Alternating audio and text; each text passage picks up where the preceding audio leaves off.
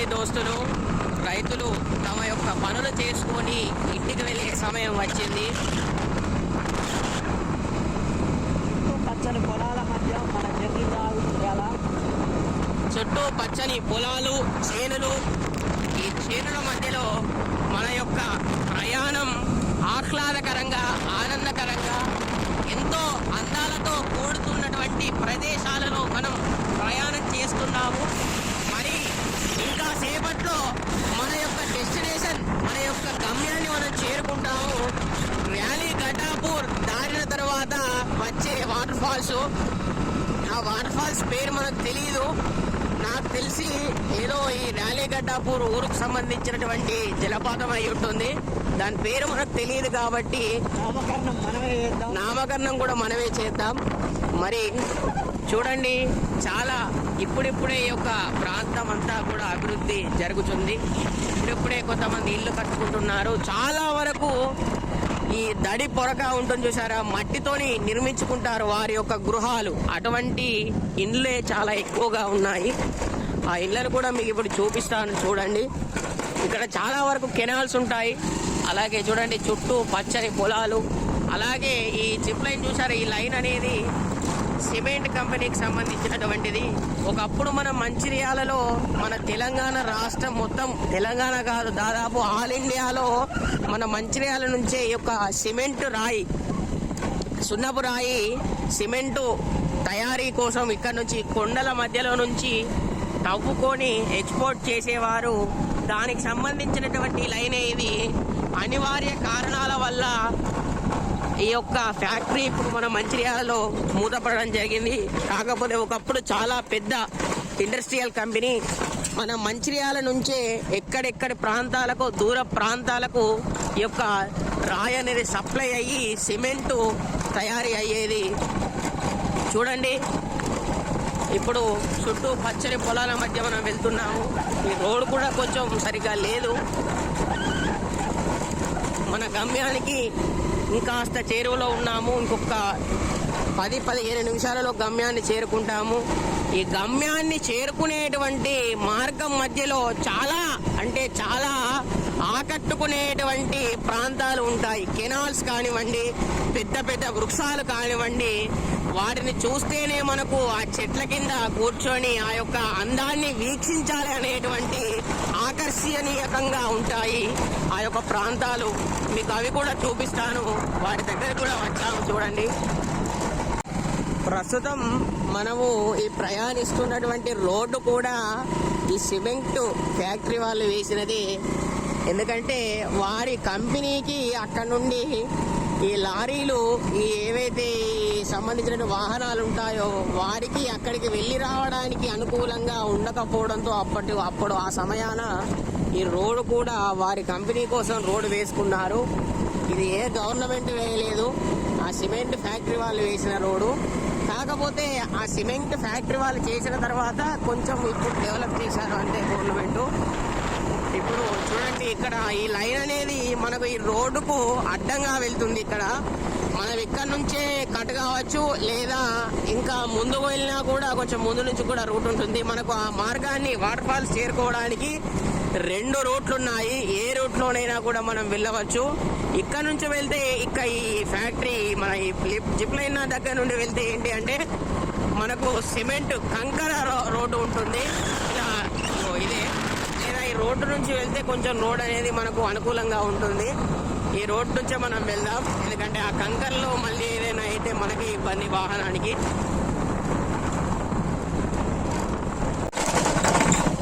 Friends, మనం ఆఖరికి అటు తిరిగి ఇటు తిరిగి అటు తిరిగి మన యొక్క గమ్యాన్ని చేరుకుంటున్నాం.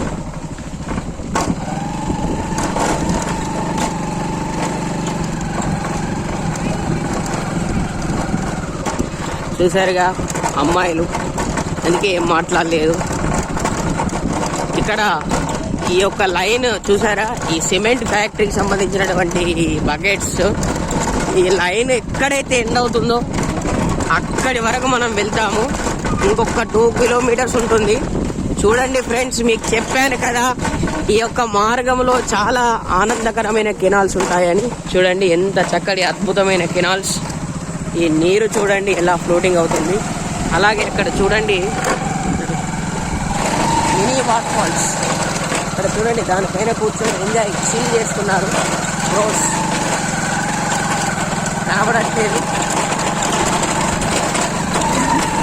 ఇంతటి పచ్చటి ఈ యొక్క పంట పొలాలు చేనుల మధ్యలో వెళ్తుండే నాకైతే చాలా ఆనందంగా ఉంది. ఎందుకంటే ఈ రోజుల్లో వ్యవసాయం అనేది చేయడం చాలా తక్కువ అయిపోయింది. పల్లెటూర్లలో ఉన్నటి వారు మాత్రమే వ్యవసాయాన్ని చేస్తున్నారు వారి వారసత్వం కింద. కానీ సిటీలలో పెరిగే ఎవరైతే ఉంటారో ఈ స్టడీ గాయ్స్ ఏమన్నా అంటే ఫారెన్ అంటారు. ఇప్పటి ఈ రోజుల్లో ఈ జనరేషన్కి ఈ యొక్క సిటీలలో పెరిగేటువంటి వారికి వ్యవసాయం అంటే కూడా తెలియదు.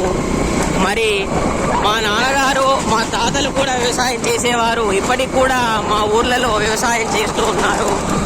మా పంట పొలాలలో నాకు వ్యవసాయం అంటే చాలా ఇష్టం. అందుకే ఈ యొక్క పంట పొలాలను చూస్తుంటే చాలా ఆనందంగా ఉంది. చూడండి ఇప్పుడు అడవిలోకి ఎంటర్ అయ్యాము. అడవిలోకి ఎంటర్ కాగానే ఎటువంటి చెట్లు ఉన్నాయో టేకు చెట్లు, అలాగే టేకు చెట్లు చాలా రకంగా ఉన్నాయి. టేకు, మేడి, జువ్వి చెట్లు కూడా ఉన్నాయి. ఈ రోడ్డు చూడండి కొంచెం కష్టంగా ఉంది. అంటే సింగిల్ రోడ్, కచ్చా రోడ్, కంకరతో వేసినటువంటి కచ్చా రోడ్లో మనం వెళ్తున్నాము. ఇంకొక 1.5 కిలోమీటర్ వెళ్తే మన గమ్యాన్ని మనం చేరుకుంటాము.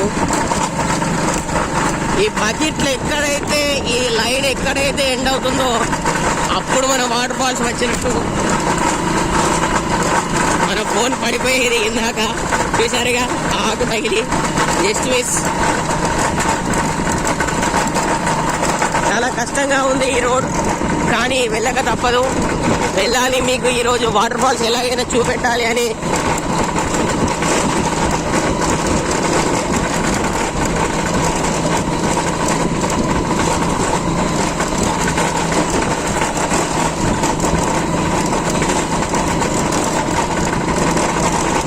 చూసారా వస్తున్నారు వాటర్ ఫాల్స్ వెళ్ళి కొంతమంది. ఒక బైక్ వస్తుంది, అందరూ వెళ్ళి తిరిగి వచ్చే సమయానికి మనం వెళ్తున్నాం.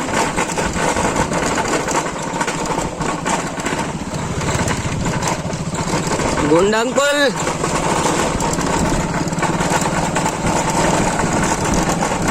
చూడండి ఫ్రెండ్స్, నేను చెప్పాను కదా ఇది 3వ కెనాల్. ఏకంగా రోడ్డు మీదకి వెళ్ళి నీళ్లు వెళ్తున్నాయి. ఈ రోడ్డు మీద కొంచెం జాగ్రత్తగా వెళ్ళాలి. నీళ్లు వెళ్ళి పాకురు అనేటువంటిది రోడ్డు మీద ఆగి ఉంటుంది, జారి పడతారు. జాగ్రత్తగా వెళ్ళండి. మీరు ఎప్పుడైనా ఈ యొక్క మార్గానికి ఈ వాటర్ ఫాల్స్ కోసం వచ్చి ఉంటే జాగ్రత్త. నీళ్ళు ఉన్నాయి కదా అని చెప్పి స్పీడ్గా వెళ్ళకండి, పాకురు ఉంటుంది, జారి పడతారు. మొన్నట్లా ఇది నేను మా ఫ్రెండ్స్ వచ్చారు, వచ్చినప్పుడు ఇలాగే వెళ్తే పాపం వాళ్ళు కింద పడ్డారట స్పీడ్గా వెళ్ళి. దానిపైన ఈ వాటర్ ఫ్లోటింగ్ అవ్వడం ద్వారా పాకురు అనేది ఏర్పడి అక్కడే గుజ్జులాగా అయి పట్టుకుంటుంది. చూడండి ఇక్కడికి కారు కూడా వచ్చింది. మనం దగ్గరికి వచ్చేసాం. ఇంకొక 300 మీటర్లు 400 మీటర్లు అంతే. రోడ్డు మాత్రం చాలా దారుణంగా ఉంది. మనం చాలా స్పీడ్గా వేగంగా వెళ్తున్నాం మన బండి పైన. దగ్గరికి వచ్చేసాం.